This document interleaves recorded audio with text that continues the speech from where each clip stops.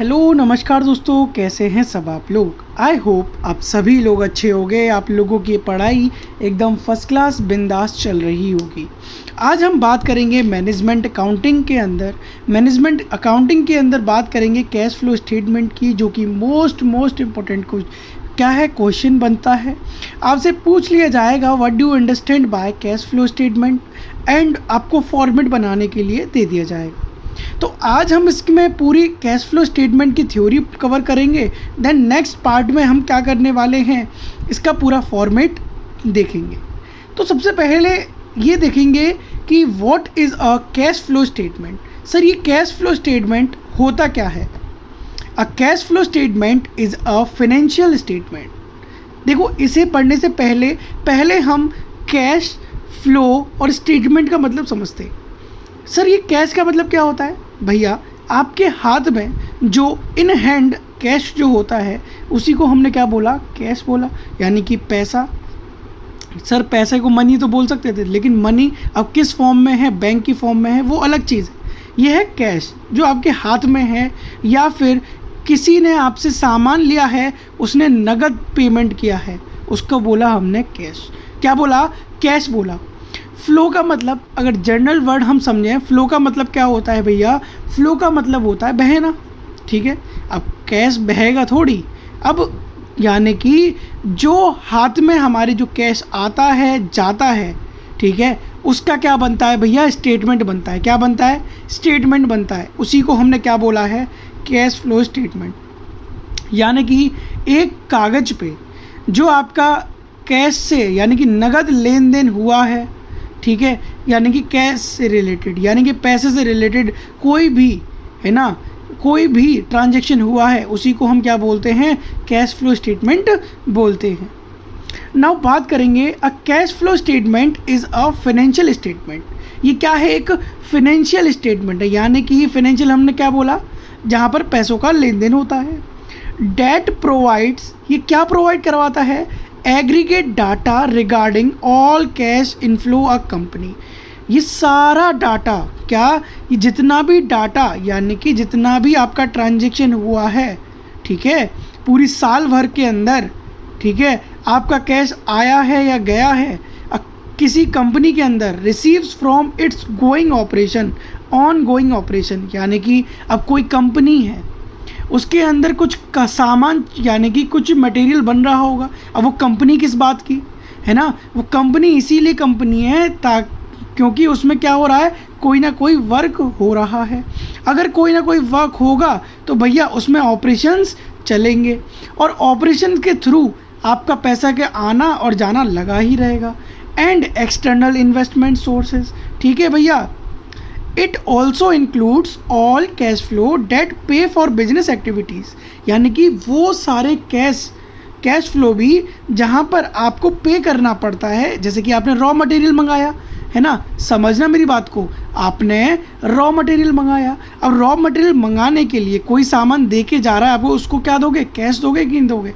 तो वो भी सामान यानी कि वो भी ट्रांजैक्शन कहाँ पर रिकॉर्ड होगा, कैश फ्लो स्टेटमेंट के अंदर रिकॉर्ड होगा। And investment during a given period, है ना। अब देखो भैया, अब जो कैश फ्लो स्टेटमेंट समझ तो गए हम लोग, यानी कि पैसे का लेन देन जो भी ट्रांजैक्शन होता है वो कैश फ्लो स्टेटमेंट के अंदर आता है। हम ये बात तो बिल्कुल समझ चुके हैं। अब भैया एक चीज़ सुनना, इसके अंदर 3 सब हेड हैं। कितने हेड्स हैं, 3 सब हेड्स, 3 सब हेड्स हैं। अब सर, ये 3 सब हेड्स कौन से हैं, देखो भैया। सबसे पहला है आपका ऑपरेटिंग। क्या है आपका, ऑपरेटिंग एक्टिविटीज़ में जो होता है, ऑपरेटिंग एक्टिविटीज़, इन्वेस्टिंग एक्टिविटीज़, और आपका तीसरा आता है फाइनेंशियल एक्टिविटीज़। कौन सा आता है, फाइनेंशियल एक्टिविटीज़। तो बात करेंगे हम तीनों की, लेकिन तीनों की बात तो करेंगे, लेकिन कब करेंगे सर, नेक्स्ट पार्ट में जब हम आपको फॉर्मेट बताएंगे तब उनके बारे में बात करेंगे। लेकिन आने वाले पॉइंट्स जो होंगे, जैसे कि ऑब्जेक्टिव हो गया, इम्पोर्टेंट हो गया, उसमें इत्मीनान से हम चीज़ों को जानने की कोशिश करेंगे। तो मैंने क्या बताया, कैश फ्लो स्टेटमेंट क्या स्टेटमेंट होता है, क्या शो करता है भैया, पैसे का लेन देन है ना, कैश का लेन देन कहाँ कहाँ पर हो रहा है। अब सर, ये प्रॉफिट एंड लॉस भी तो कैश का ट्रांजेक्शन बता सकता था, नहीं प्रॉफिट एंड लॉस सिर्फ और सिर्फ प्रॉफिट और लॉस ही दिखाता है। जैसे कि मान लो आपके कोई कलर है, आपका कलर पेंट बेचते हो आप, ठीक है, आपके 200 डिब्बे बिक गए। कितने डिब्बे बिके? आपके बिके 200 डिब्बे बिके, ठीक है।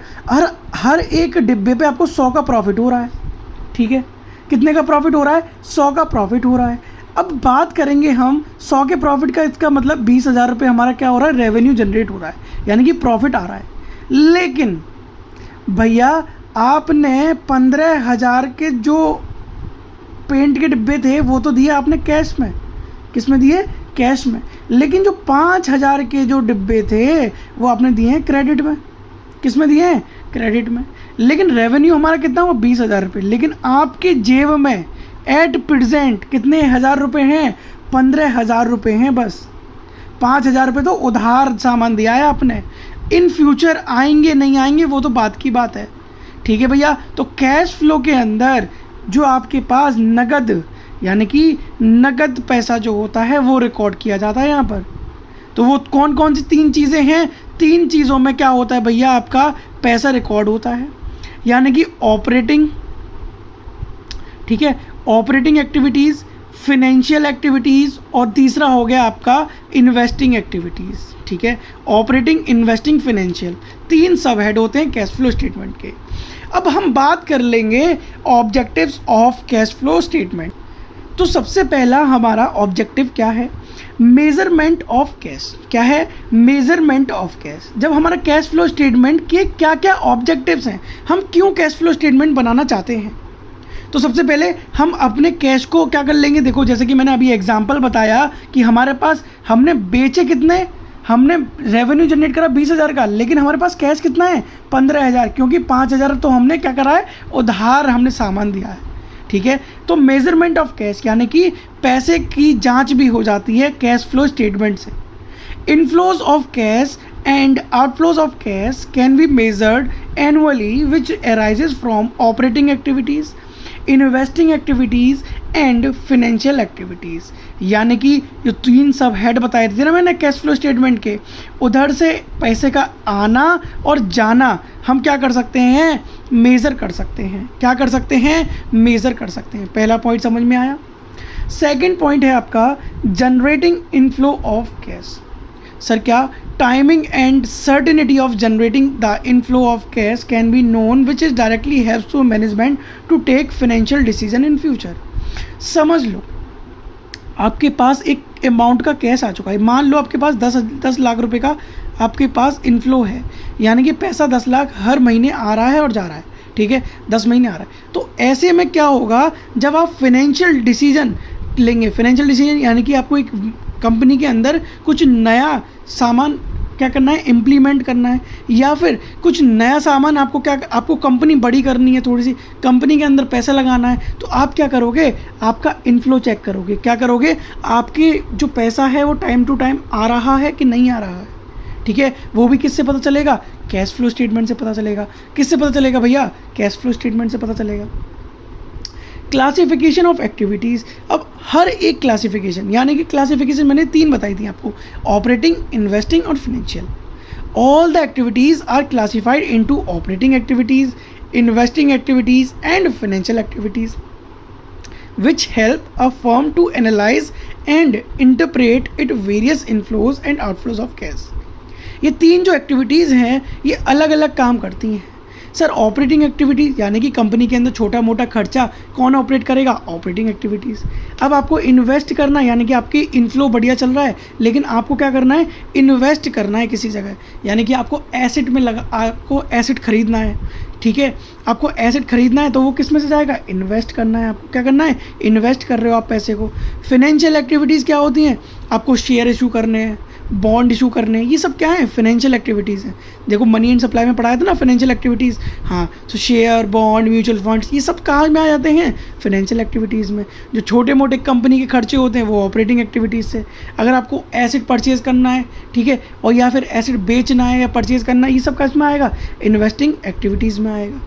विच हेल्प टू फर्म एनालाइज, वो ये सब तीनों चीज़ क्या हेल्प करती हैं आपको, आपकी फर्म को आपका कैश इनफ्लो और आउटफ्लो में क्या करती हैं, एनालाइज करवाती हैं कि आपका कैश इनफ्लो हो रहा है या आउटफ्लो हो रहा है। ठीक है।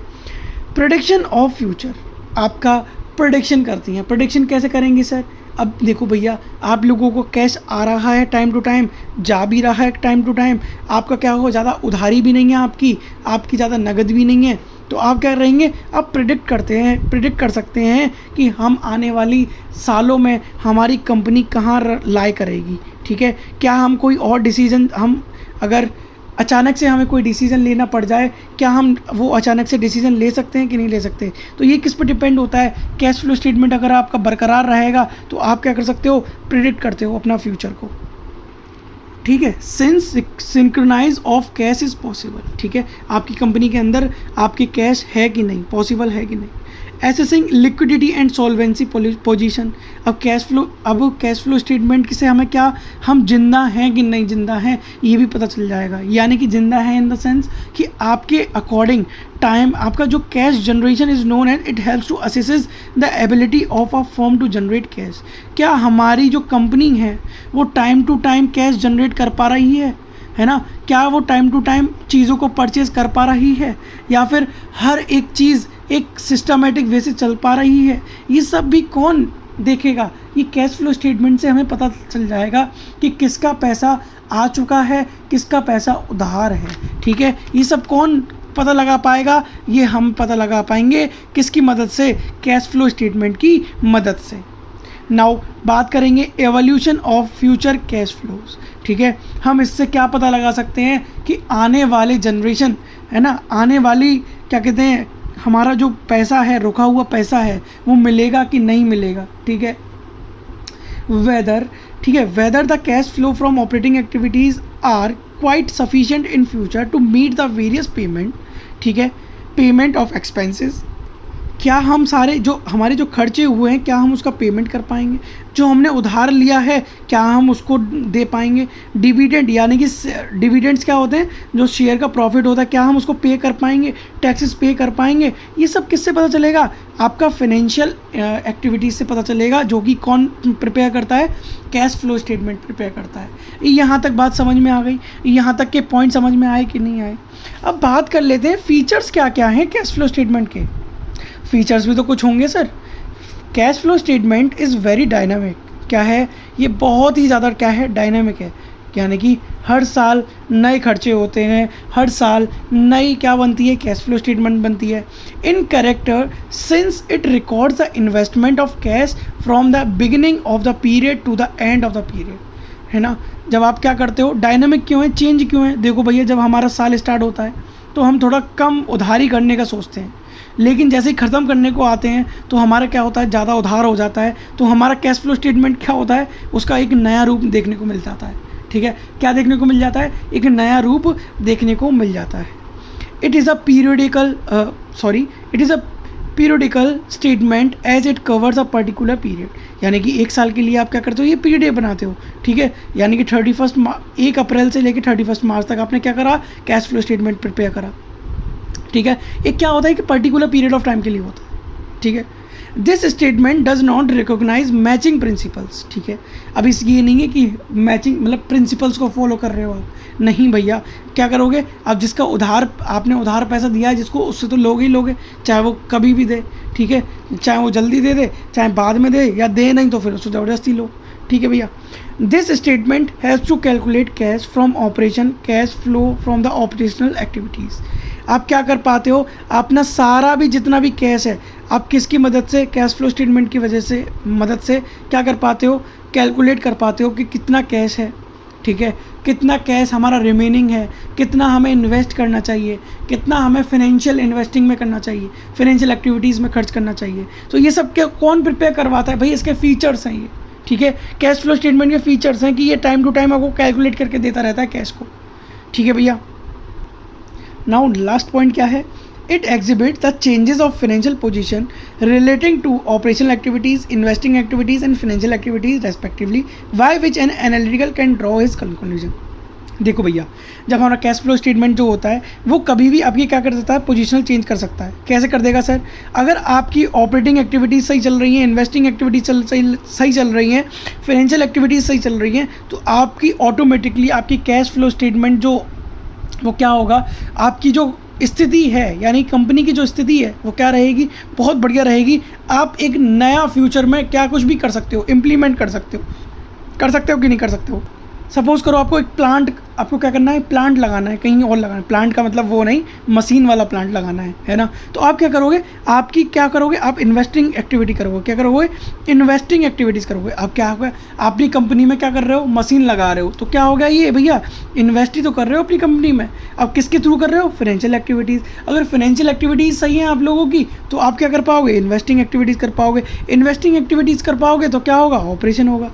जाहिर सी बात है भैया, दिक्कत कोई परेशानी, ये सब क्या थे, फीचर्स थे। अब थोड़े से इंपॉर्टेंस की बात कर लेते हैं हम लोग, इंपॉर्टेंस की बात कर लेते हैं। Helps to make cash forecast, ठीक है।